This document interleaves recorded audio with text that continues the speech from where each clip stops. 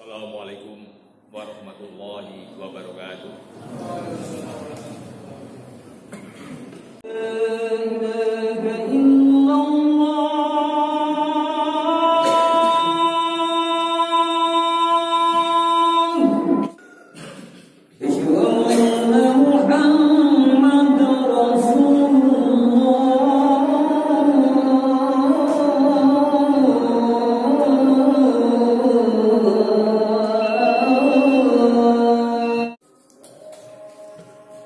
Alhamdulillahirabbil alamin. Ilahul awwalina wal akhirin. Asyhadu an la ilaha illallah al-malikul haqqul mubin. Wa asyhadu anna Muhammadan abduhu wa rasuluh khatamul anbiya'i wal mursalin. Allahumma shalli wa sallim wa barik ala Muhammad wa ala alihi wa ashabihi ajma'in. Amma ba'du. Wa ya ayuhan nas ittaqullaha haqqa tuqatih wa la tamutunna illa wa antum muslimun. Wa qala Allah ta'ala fi kitabihil karim, a'udzu billahi minasy syaithanir rajim. Jamaah Jumat rahimakumullah, untuk mengawali khutbah pada siang hari ini, marilah kita terlebih dahulu mengintrospeksi diri kita sendiri. Marilah kita tingkatkan iman dan takwa kita pada Allah Subhanahu wa taala. Marilah kita taati, kita selalu menjalankan apa yang menjadi perintah-perintahnya, dan marilah kita senantiasa menjauhi segala larangan-larangannya. Jamaah Jumat rahimakumullah, dalam kesempatan ini marilah kita kaji sesuatu yang sangat penting bagi kehidupan kita di dunia dan di akhirat, yaitu perlunya hidayah dari langit. Jamaah Jumat rahimakumullah, alam semesta diciptakan oleh Allah, maka segala sesuatu yang berkenaan dengan alam ini, apapun itu, akan selalu tunduk dan taat kepada Allah Subhanahu wa taala. Sekaligus alam semesta, baik yang di langit, di bumi, semuanya akan tunduk dengan hukum-hukum Allah. Hukum-hukum Allah yang berkenaan dengan alam semesta ini dinamakan sunatullah. Allah berfirman dalam surat Al-Fatir, surat 35 ayat 45,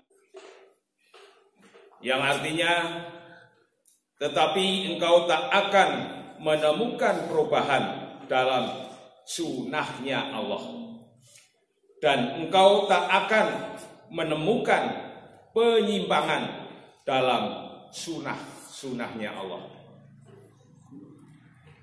Jamaah Jumat rahimakumullah,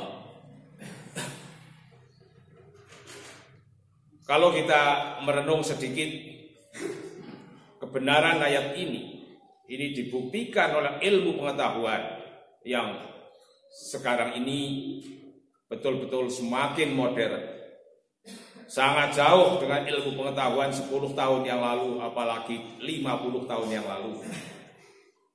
Dengan pembuktian ilmu pengetahuan sekarang ini, betul-betul terciptanya alam semesta ini tidak ada perubahan sama sekali.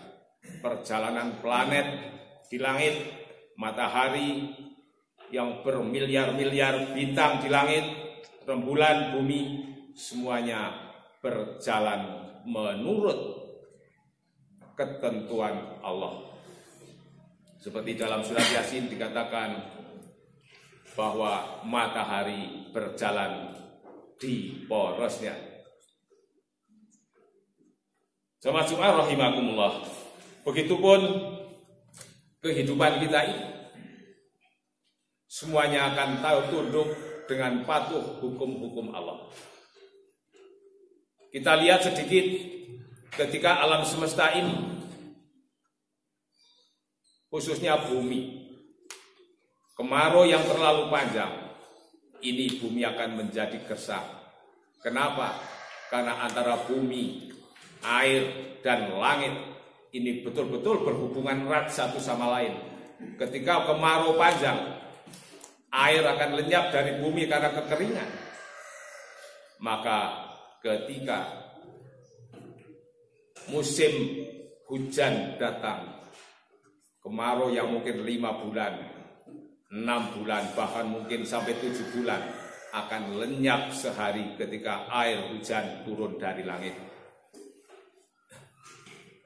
Begitupun alam rohani. Alam rohani. Manusia yang dengan ilmu yang sangat modern sekarang ini, yang banyak sekali manusia yang mengandalkan kehebatan otaknya, kehebatan ilmu pengetahuannya. Ini kalau terlalu lama, berbulan-bulan bahkan mungkin bertahun-tahun, tidak akan mendapat air samawi, otak manusia akan gersang, akan jauh dari hidayah, jauh dari kebenaran Allah. Secara alam rohani, ketika manusia ini jauh pemikirannya, hatinya dari hidayah Allah, maka Allah selalu menurunkan hidayah dari langit melalui para nabi. Allah berfirman dalam surat Al-Baqarah ayat 38, A'udzubillahi minasyaitonir rajim. Fa imma ya'tiyannakum minni hudam faman tabi'a hudaya fala khaufun 'alaihim wala hum yahzanun. Maka ketika datang petunjuk, faman tabi'a hudaya, petunjuk dari Allah dariku, maksudnya dari Allah, maka ikutilah petunjuk itu. Fala khaufun 'alaihim wala hum yahzanun. Maka engkau tidak akan merasa takut dan tidak akan merasa susah. Jamaah Jumat rahimakumullah. Ini pun ayat ini bersangkutan dengan hukum roh, hukum manusia yang berhubungan dengan rohani manusia. Dari sejak zaman Nabi Adam sampai Nabi akhir zaman, Nabi penutup yaitu Rasulullah Muhammad SAW. Setiap kali umat manusia mengalami kebobrokan moral, kebobrokan akhlak, maka Allah selalu mengutus para nabi. Allah selalu mengutus utusannya. Untuk apa? Untuk membimbing, memberi hidayah, memberi petunjuk kepada manusia supaya manusia itu hidup yang benar. Lalu secara singkat, apa dan siapa nabi itu? Allah berfirman dalam surat Al-Baqarah ayat 213, A'udzubillahi minasyaitonir rajim.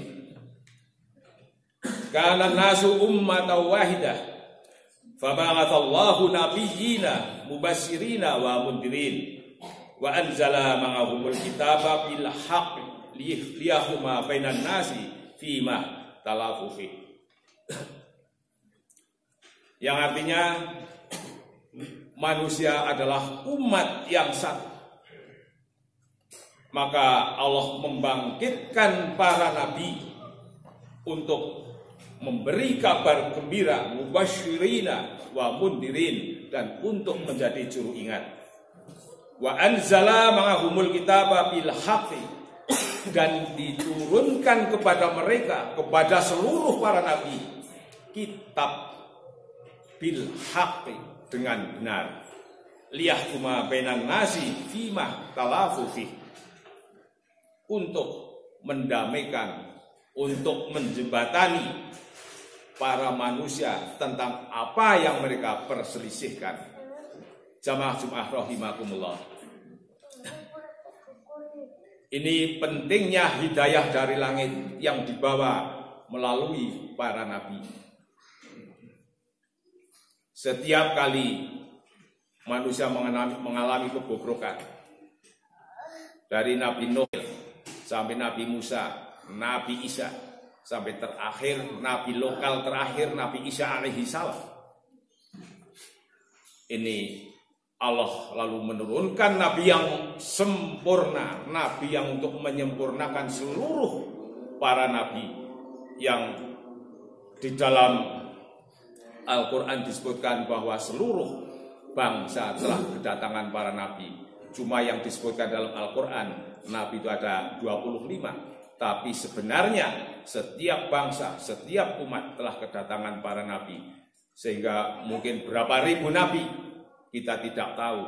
Yang jelas bahwa nabi-nabi yang mungkin beribu-ribu itu terakhir ditutup oleh Rasulullah Muhammad Sallallahu Alaihi Wasallam sebagai penyempurna ajaran, penyempurna para kitab. Karena kitab-kitab yang diterima oleh para nabi pada dahulu belum sempurna. Kitab Nabi yang pertama, Nabi Adam alaihi salam, mungkin masih sangat sederhana disesuaikan dengan manusia ketika itu. Kitab yang diberikan kepada Nabi Musa, Nabi Isa, semuanya berfungsi untuk kepentingan lokal. Tapi terakhir diturunkannya kitab suci Al-Quran sebagai kitab penyempurna dari seluruh kitab-kitab para nabi. Kitab yang sangat sempurna, yang menjadi acuan, menjadi pedoman hidup kita umat Islam fit dunya wal akhirah. Jamaah Jumat rahimakumullah. Jadi marilah kita dalam hal ini betul-betul kita umat Islam berpedoman kepada Al-Quran. Nomor satu Al-Quran. Jangan sampai kita menggunakan akal pikiran. Al-Quran memang memperbolehkan kita menggunakan akal. Berpuluh-puluh ayat yang menyuruh kita umat manusia ini berpikir, berakal. Tapi tidak boleh akal kita manusia ini melampaui kehendak Allah Subhanahu wa taala. Karena akal manusia sehebat apapun akan terbatas. Yang paling hebat kalau akal kita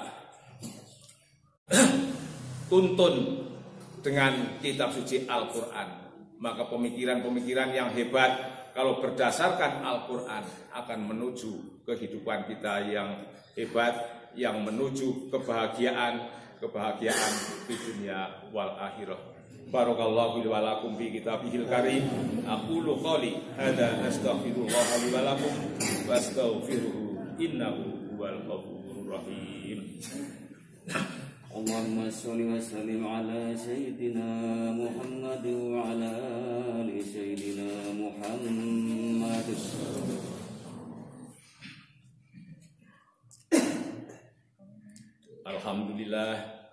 Alhamdulillahilladzi arsala rasulahu bil huda wa dinil haqq liyudhhirahu ala dini kulli walau karihal musyrikun.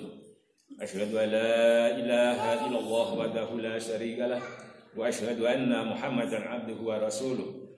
Allahumma shalli wa sallim wa barik ala Muhammad wa ala alihi wa ashabihi ajma'in. Amma ba'du. Wa ya ayyuhalladzina amanu ittaqullaha wa kunu ma'as-shadiqin. Wa qala Allah ta'ala fi kitabihil karim, innallaha wa malaikatahu yusholluna 'alan nabiyyi ya ayyuhalladzina amanu shollu 'alaihi wa sallimu taslima. Allahumma sholli wa sallim ala sayyidil anbiya'i wal mursalin wa ala alihi wa ashabihi ajma'in.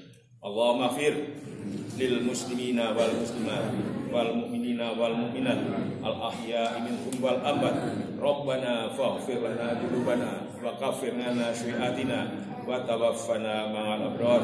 Rabbana dzalamna anfusana wa wa illam taghfir lana wa tarhamna lanakunanna minal khasirin.